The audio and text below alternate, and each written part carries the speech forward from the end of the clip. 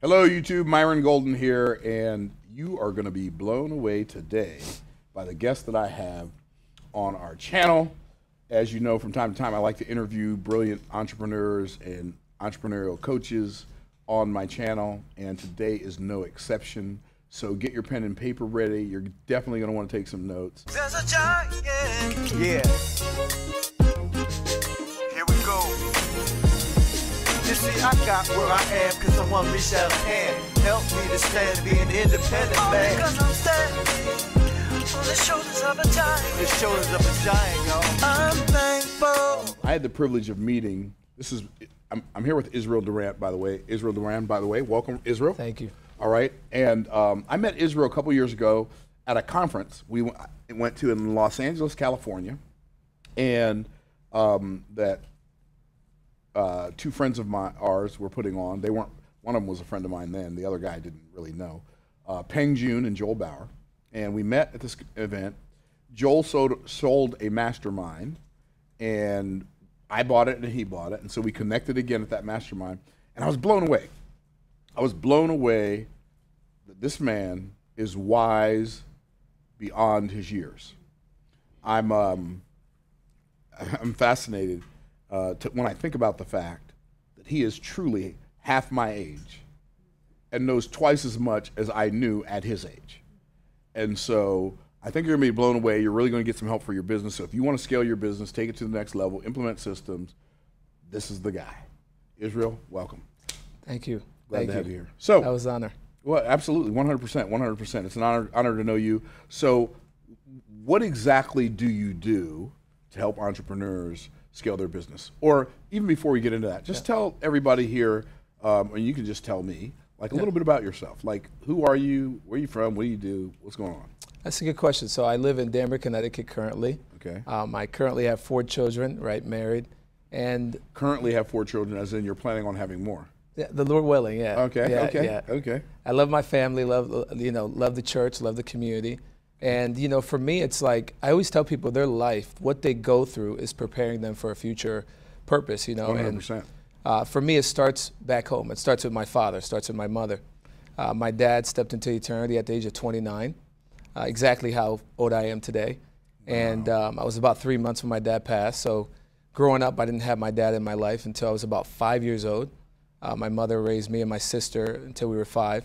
And I was always introverted growing up, and I was mad about my father not being there. But looking back on it, I thank God for it because it's made me who I am today. You know, and you know, many of my clients, many of the people I work with could be my father or mother. You know, and that's really who developed me, and my mother and my stepfather. It really helped me to become the person I am today. So when people ask me what I do or what I'm about, I always like to talk about that because I believe that when you tell people and you're transparent about what you've gone through, that gives them clarity on who you are so they can better understand you. Makes for a better connection. Yeah. Because everybody's gone through something, and anybody who acts like they haven't is lying. Yes, exactly, exactly. Okay. Yeah. Okay, cool. And so you became an entrepreneur. Yep. When you were 15?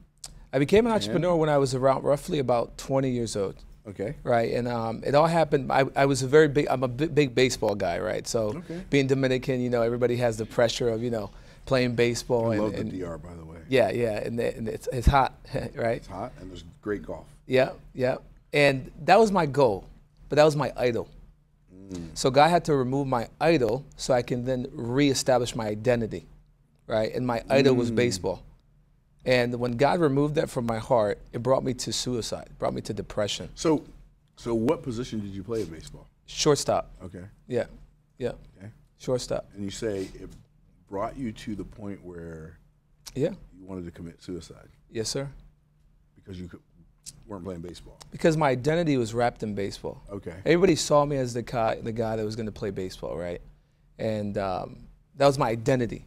So when they rip your identity from you, you don't have a purpose to live, right? That's when I realized that my purpose wasn't just about baseball. I wasn't put on earth just for a sport or, you know, to please others. I was put on earth to please God, right? To fulfill a purpose. And that's when I was reestablished with Christ, right? I understood that my identity was as a son of God, a child of God. And then through that, the Lord opened up the mountain of entrepreneurship, business, speaking and all of that. And then that's how things came to be. Okay, so you've been doing that for 9 years. And so you've obviously built a successful business and helped other people build a successful business. Tell us a little bit about that. Yeah, so what I love to do is I love to partner with speakers, coaches, right, CEOs that already have something working, but using what we call brand positioning, spiritual authority, to really set themselves apart in the marketplace and whatever mountain of purpose they do business in, to really truly become that key person of influence to dominate their market, right? And there's a science to it, right? Yeah. There's a science to dominating the market. Yes, there is. Yeah. Okay. Tell us about the science. Well, I always love to use the Bible because I use just like you, right? I'm just like you, right? Just a younger version, if you will. Yeah. But I like to use the Bible because I believe that the Bible should be the foundation of everything. And there's a great scripture that Jesus said. He was referring to Moses. He said, even so as Moses lifted up the snake in the wilderness, even so the Son of Man shall be lifted up, and all men shall see him, and they shall be healed.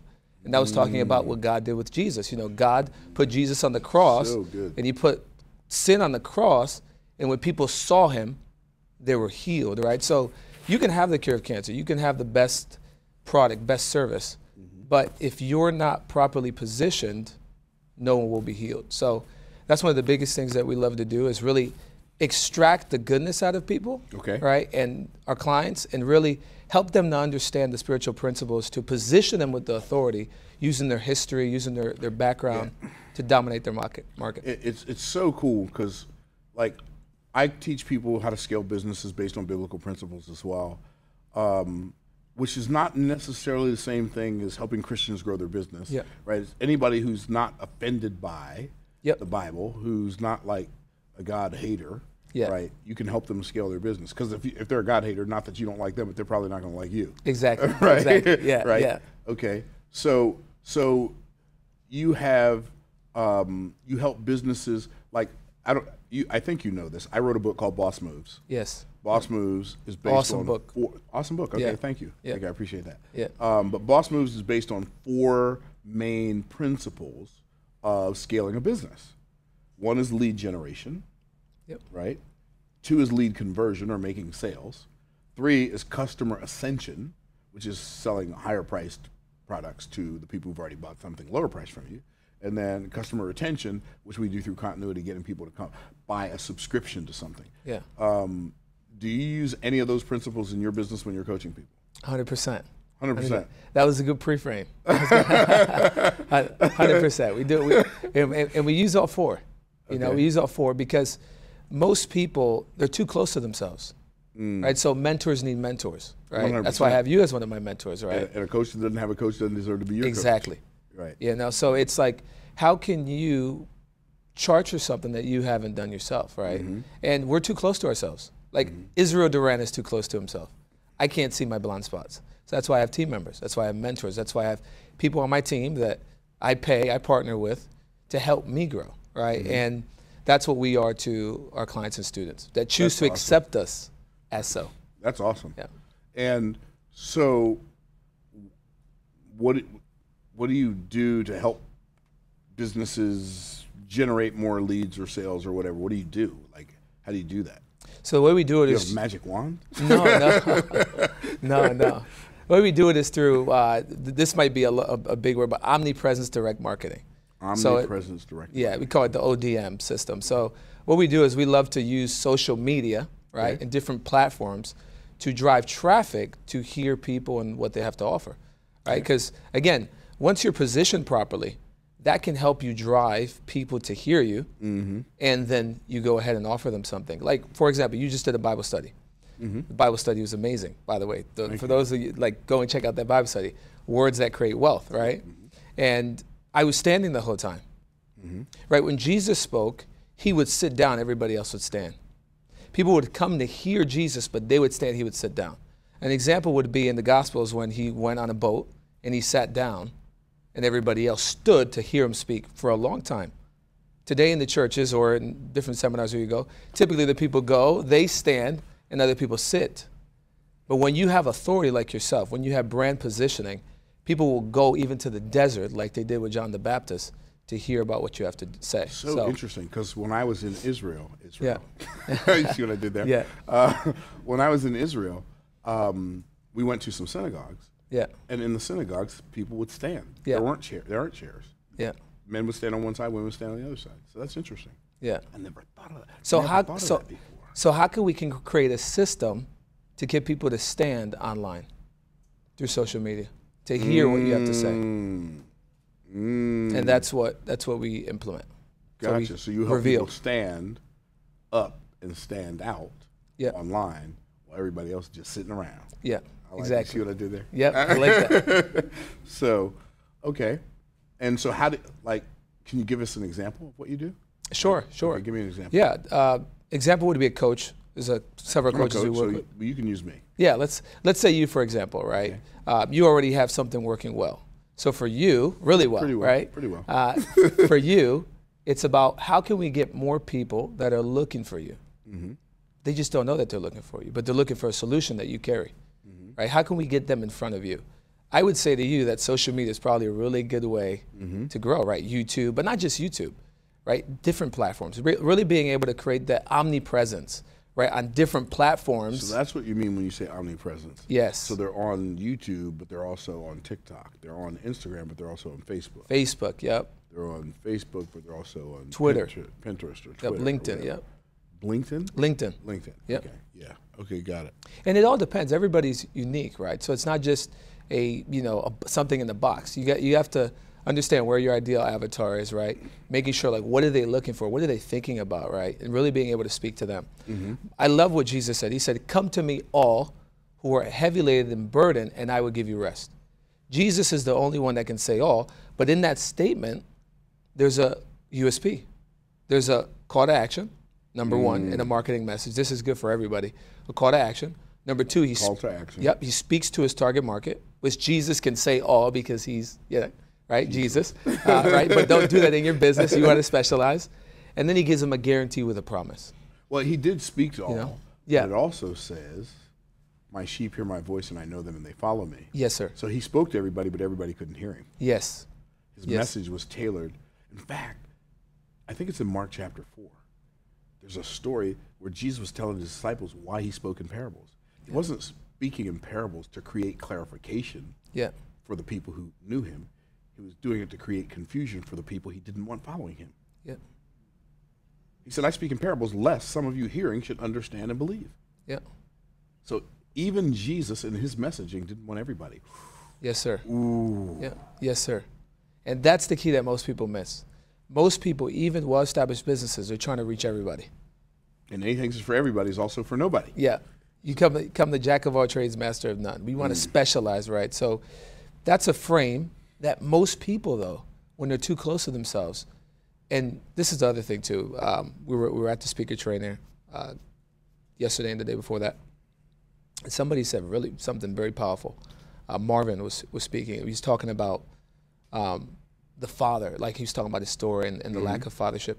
And many times what I found is that successful entrepreneurs, successful businessmen, they get to a point where they have to accept another mentor, another man or woman into their life, into their business to be able to get to the next level. And a lot of people miss that, especially when they're getting started. And a lot of people in poverty that have the victim mindset, what I call victim mindset, versus the visionary mindset, they have that mindset too. And that's what I have, right? Because my father not being in my life, as a young boy, have a stepfather who I love today, grew up, learned a lot through him, right? He's someone that I honor today, but growing up, there was times of abuse, more verbally, right? And I never accepted my dad until I was about 21 years old. I never accepted my stepfather as my dad until I was about 21 years old. I had a problem with authority. And many entrepreneurs, they take that mindset. They take that, their father not being there. Yeah, this is real though too, right?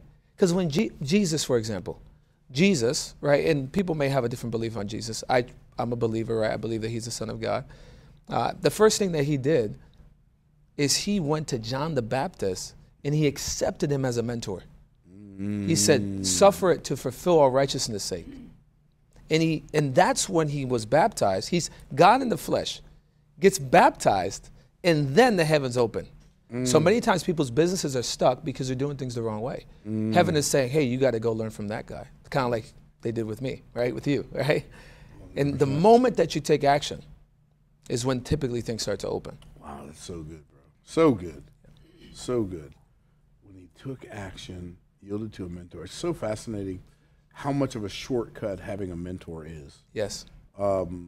Somebody has spent 20, 30, 40 years of their life figuring something out.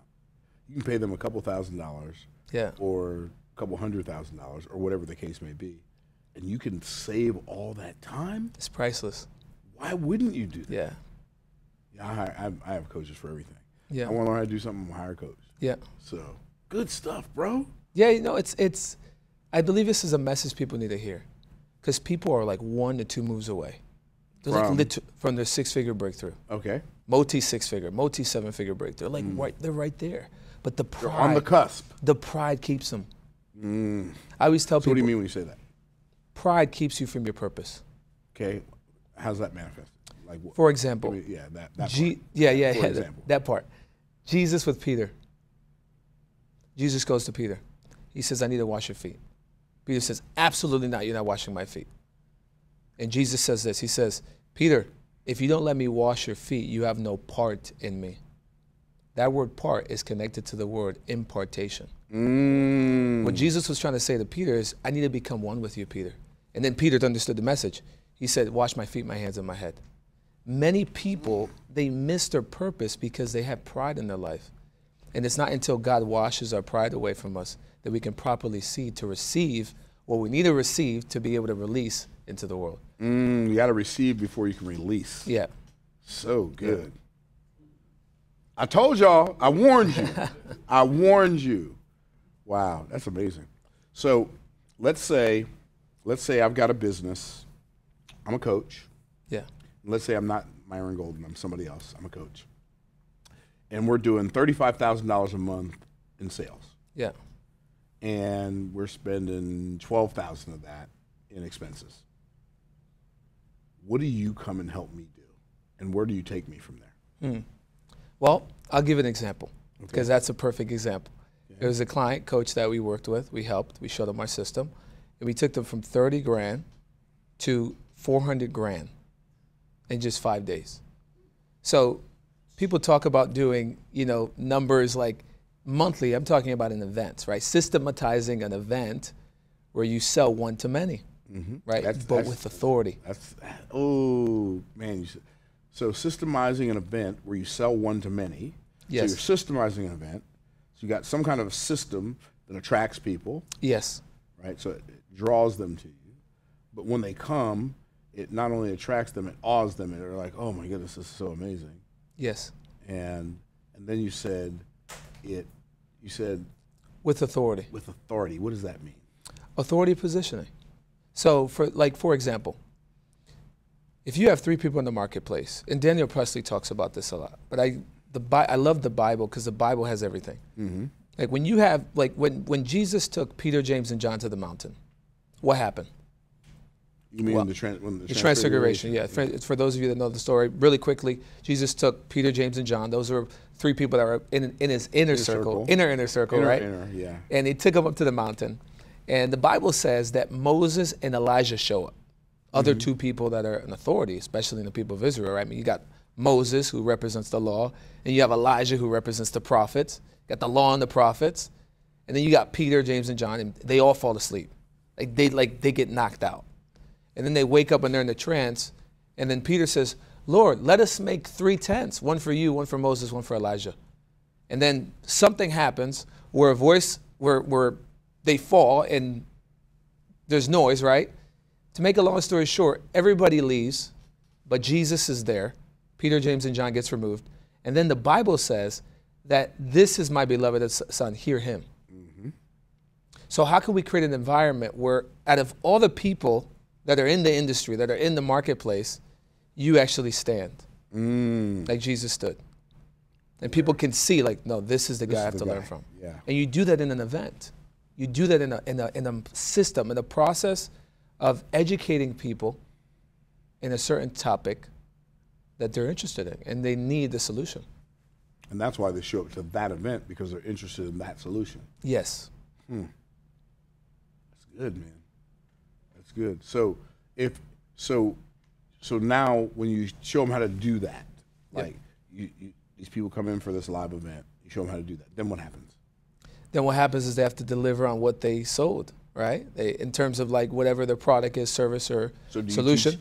As a coach, do you teach people how to create those coaching programs or solutions that they can sell? Or do you just tell them to go sell the ones they've already created? So we always look at what people are doing. We always give suggestions, but our whole premise is typically people already have something working, so we don't want to reinvent the wheel, but there may be some suggestions that we give through our coaching program. The biggest thing is really increasing the leads and sales, increasing the volume of the number of people that are hearing what they already have to sell, and being able to use that as a bridge to get more people to hear what they have to say and grow. Wow. Wow. So you said use social media to grow their authority. Yep. So which social media platform do you recommend? Like which one's the best? Or is there a best? That's a good question. It depends on who it is. But typically Facebook, Instagram, LinkedIn, YouTube are primarily the main ones. In that order? Facebook for me is king. A lot of people would disagree with me.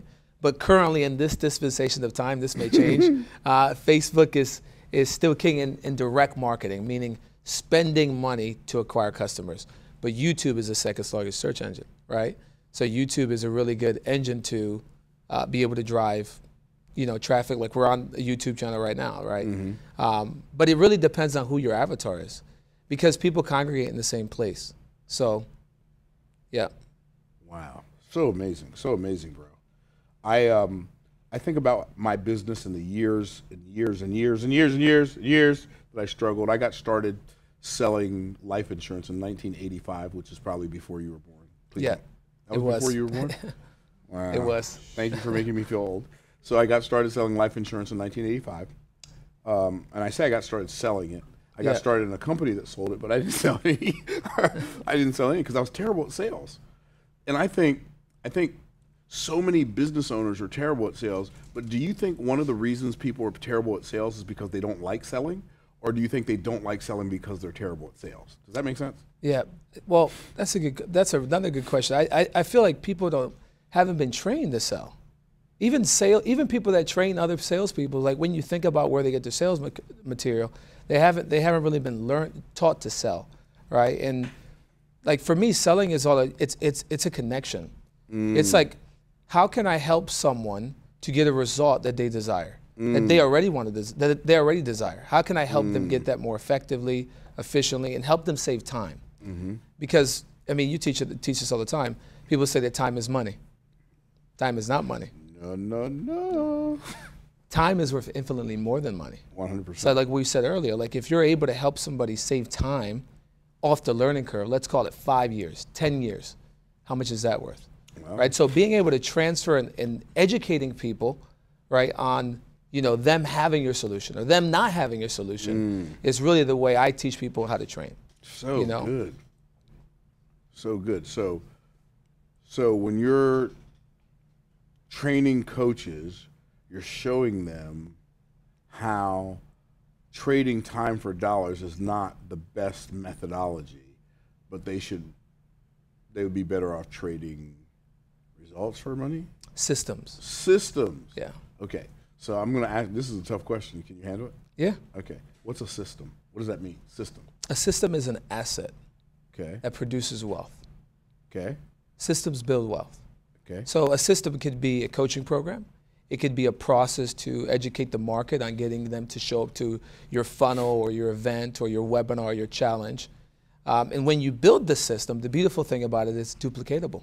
And you can always adjust it to make it better. And I see a lot of business owners that have a lack of systems in place. They like we said, like they have greatness, they have a solution, they have a product, but they don't have a system to acquire customers. And that's the biggest thing I think that 100%. That business owners, they stay stagnant. Like Netflix, for example. I heard you teach about this. They're falling. Anyway, go ahead. Well, what about Blockbuster? That might be a little bit too old too. Blockbuster, right? No, but Netflix, yeah, exactly. But Yeah. Netflix is falling into the same hole that Blockbuster fell into. Yep. It's fascinating. Do you find it fascinating that business owners don't really understand what business they're in? Like Smith Corona thought they were in the typewriter business, right? Okay, perfect example. The car manufacturing companies should own the airlines and the train, like Pennsylvania, the railroads should own cars and planes. They should own those industries. But the railroad thought they were in the railroad business, and the car manufacturers thought they were in the car business, when in reality, they were both in the transportation business. And if they had realized that, they would have been the ones that created the airplanes. That's huge. Right? And so most people think that they're in the business of doing the thing that they do, but they're really in the business of solving the problem they solve. Yeah. And I think that's the difference. What do you think? No, I agree. I get like Blockbuster, right? No one will ever go online to acquire VHS, right? For those that know VHS, Right. or DVDs or cassettes. No one will ever do that. It's so funny right? because you named VHS, like nobody uses VHS, and then you Yeah. said DVDs, nobody uses those. Yeah. Right? Yeah, it doesn't make any sense. And with Blockbuster said no one will ever go online to get these. They're always going to come inside to the store. Blockbuster was a store where, for those of you that don't know that, right? Because I'm over here saying Way Blockbuster. back when Abraham Lincoln was president. Yeah. Right? If- Blockbuster used to rent VHS tapes to people who have VCRs. Exactly, but Blockbuster should have been the next Netflix. They should have been. Same thing with Toys R Us. They could have been part of the next Amazon. But they said no one will ever go online and buy toys, right? So most people, they live their business like that. They get stagnant and say, well, no, we already have our systems in place. We're good. And they don't like change, right? They don't want to adapt. And I mean, now with Change means growth, and growth means pain, growing pains. Exactly. Right. So. Interestingly enough, when I think about buying things online, fascinatingly enough, I remember back in the 80s, late 80s, or early 90s, when my brother Derek was a software engineer, next to my youngest brother. We're having this conversation. He's like, Myron, he's got that excitable voice, right? Myron, there are going to be these malls on the internet, and you could be able to go in the mall on the internet and buy stuff and have it shipped to your house. I literally said to him, this is going to be the craziest thing you've ever heard. I said to him, why would I want to buy something on a computer when I can go to the store and buy it? Yeah. But you know what my motto is now? Why would I want to go to the store and buy something when I can order it online? Wow. Like, I say, it's exactly the opposite. Yeah. It saves me time, it saves me money, it saves me energy. I can order it when I think about it, and I don't have to think about it anymore, and I know it's coming to my house, or I know it's coming to my office. So, fascinating that that people miss it because they think the business they're in is the thing they do, instead of understanding the business they're in is really the problem they solve. Yeah. Wow. Dude, that's amazing. And acquiring those customers, like being able to have a system that actually acquires people that they want to serve, right? And they want to pay them to serve them. Exactly. And I believe that social media should be the way. The internet is so powerful. Like right now, we're probably reaching whoever, but somebody may be overseas right now listening to this. 100%. Right? I can guarantee that. Through the internet. Through the internet. And there's so many businesses, so many coaches that don't use the internet to reach their target market. Really? Yeah. There are coaches that don't use the internet? Yeah. What do they use? I don't know. Brick and mortar, right? They depend on referrals, right? And referrals, I love referrals, by the way. Partnerships are amazing. 100%. But you can't only depend on one source, right? You got to create systems. One is the most dangerous word in marketing. You got one client, you got one offer, you got one solution. Yeah. Danger, Will Robinson, danger. That's a reference to Lawson's. Never mind. That was before my time. Wow. Yeah, I think social media. I think social media and the internet is such a phenomenon because there was a time in the world, if you wanted to reach large masses of people, you had to have a pocket full of money. Yeah. That you could buy airtime on television or radio or buy an ad in a magazine. And now, pretty much with YouTube and Twitter and LinkedIn and Facebook and I almost said Firefox, Facebook and Instagram, Yep. every human being on earth who has a cell phone and an internet connection can literally, not figuratively, literally reach every other human being on earth that has a smartphone and connection to the internet. It's mind-blowing. It is mind-blowing. There's 2.3 billion people on Facebook. That's And almost it's growing. half the Earth's population. Yeah. And how much to make $1 million? How much what? How much to make $1 million? 500 times 2,000 is $1 million. 8 days a week, twice on Sunday. And most coaches are not leveraging online. Wow. Yeah. And guess what? If you have $1 million program, you only need to sell one. Exactly. That's good. That's good. Right? But Yeah. but it's all, and I think that's where some people get messed up too, Israel. Yeah. They become so overwhelmed with the enormity of the task that they never sit down and do the math. Yes. Right? I mean, I remember when I sat down and did the math, I'm like, wait a minute. If I have a $20 product, I sell 50,000 of them, that's $1 million. Katie barred the door. If I have a $200 product and I sell like 5,000 of them, that's $1 million? Man, you better move out my way, right? And I just kept changing the numbers and changing the numbers. Like, creating wealth is about basic 5th grade math and basic human psychology. Yes. So, wow. It's a numbers game. At the end of the day, it's a numbers game, but when you do it with purpose, it becomes easier. Because the market right now is saturated with a lot of different messages, right? So we talked about authority earlier. The currency of marketing for me on social media is attention. How do we grab attention and how do we keep that attention, right? I say authority is one of the easiest ways that you can do that, grab right? attention and keep Yeah, attention. yeah. So, we have a challenge coming up called the Leads and Sales Challenge. And for me, the Leads and Sales Challenge, like when I think of leads and sales, right, most people think, well, what's a lead? Well, a lead is someone that communicates with your brand, right? Someone that shares their email, their phone, or their name with your brand. So they give you a way to get in contact with them. Exactly. But most people don't have a process to really Generate leads, but not only generate leads, turn those leads into customers, turn those leads into paying clients. Because I rather, in my opinion, right, and there may be some people out there that disagree, I rather collect customers. Like, I'd rather have somebody pay me and build a list of paying customers rather than focusing on just generating leads. So 100%. Yeah. Like I think, and you can. I mean, you're the systems guy, so you may disagree with this, but I believe that if a business is smaller or just getting started, they should probably focus on generating leads. yes, Because that gives them something to follow up with when people are not banging their door down, right? Yes. But the more successful a business is, I think the less they need to focus on generating leads, and the more they need to focus on generating customers. yeah. We talked a little bit before the interview, and I shared with you in terms of like the Leads and Sales Challenge. Like, what was the concept that why I created this, right? Yeah. Like, when you look at a business that's under $250,000, right? What do they need to focus on? Well, typically they need clarity. They need a leverage leads system. Clarity about what? Clarity about who they are and what they offer, and what's their authority, like what angle they're going to take, how they're going to brand position themselves, right? Then they need a they need a leads process, like a process of educating the market and driving those leads. Then they need to also have a leverage sales process, turning those leads into customers. Once they cross roughly about $500,000, then they have to go to what I call the systems build-outs, like KPIs. What is a KPI, right? Key performance indicator. Key performance indicator. What is it, like when people watch Shark Tank, like how much does it cost you to generate a lead? Right. You need to know those How much numbers. does it cost you to acquire a customer? Exactly. Most business What's owners, the lifetime value of your customer? most people don't know those answers. The average business owner that I speak to or coach, I said, how much does it cost you to generate a lead? Like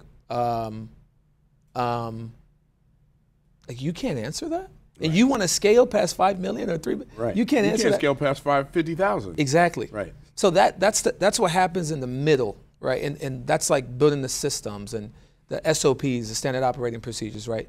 Building your team, right? Knowing your numbers is like feedback.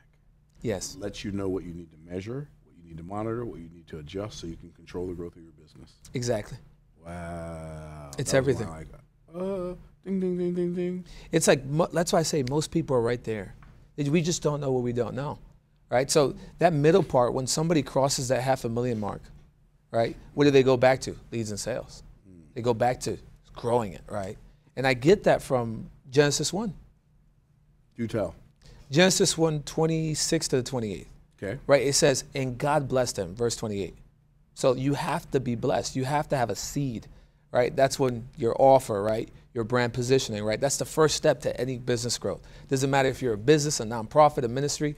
This is the way God set it up. You have to be blessed. You have to have a blessing, right? And I don't want to go into what that means right now. The first thing after God said that to him, he said, and be fruitful. So we have to produce fruit, right? What is fruit? Well, fruit for me is creating testimony, creating results. So you create testimonies, you create results with your offer, and then you remove all the bad. Exactly. And you remove all the bad fruit. So that's what God said, be fruitful. And then he said, multiply. So what is multiply? Well, how can we take this good fruit and we can multiply it? How can we take the good results we're bringing in the marketplace? How can we turn 1 into 2, 2 into 4, 4 into 16, and go on and keep growing? So that's that. So when we look at leads and sales, if a business is under $250,000, they're still on that first step. Be fruitful and multiply. But then I love number 3. Number 3 is replenish. And replenish has to do with keeping the same quality when you grow. Because a lot of people, they grow, they're like, oh, let's just scale, but they don't keep the same quality. Like your growth can destroy you or it can make you. So it's better to have growth that's replenishable and that keeps the same quality to have the outcome, right? So that's that middle part. That's that $500,000 mark, building the SOPs, hiring the people, right? Becoming the person, right? Partnering with other people perhaps, putting out support systems, actually making sure you have the structure and system and the science in place to actually sustain the growth. And then once you pass that, guess what you go back to? Well, number 3 is the word subdue. Subdue has to do with dominating the market. So the way you subdue is, how do you do it?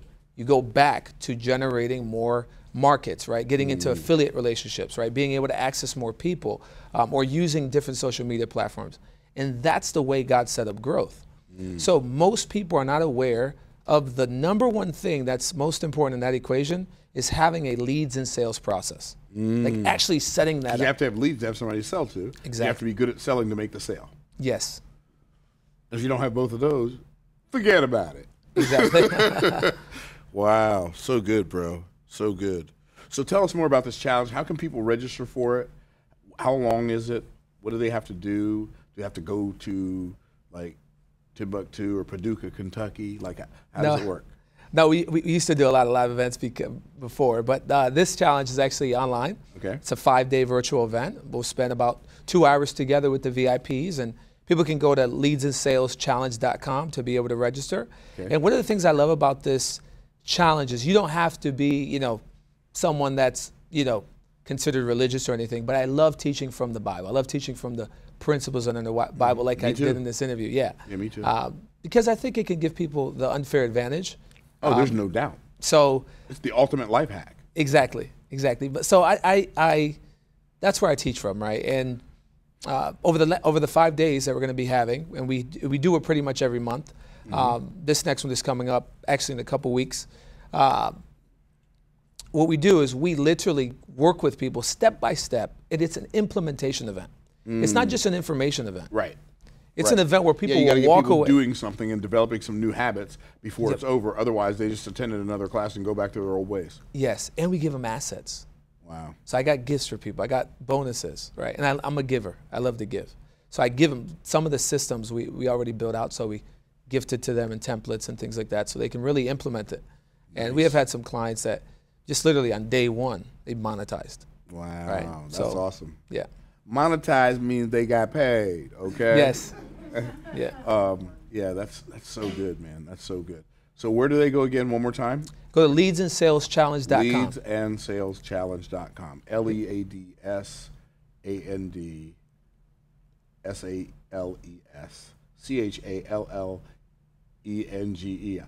I started spelling. I was like, wow, it didn't sound that long when he said it. And I was like, it keeps going and going. Yeah. But leadsandsalschallenge.com. Get registered as a VIP. Yeah, they can do the VIP for $297, and for this group specifically, if you guys use the code growth on the VIP order page, I also gift you guys $100 off. Wow. Let's go. Yeah. Right. Okay. Use the what's it called again? Growth. I mean, but what's it called? The growth is a coupon. What do you call it? Not it's like a. It's just like a. It's gives them a special price. Discount code, like a special price code. Yeah. Okay. Cool. Yeah. Dude, You killing the game, bro. Thank you, I brother. bet you're hoping your clients kill the game too, ain't you? Yes, that's my goal.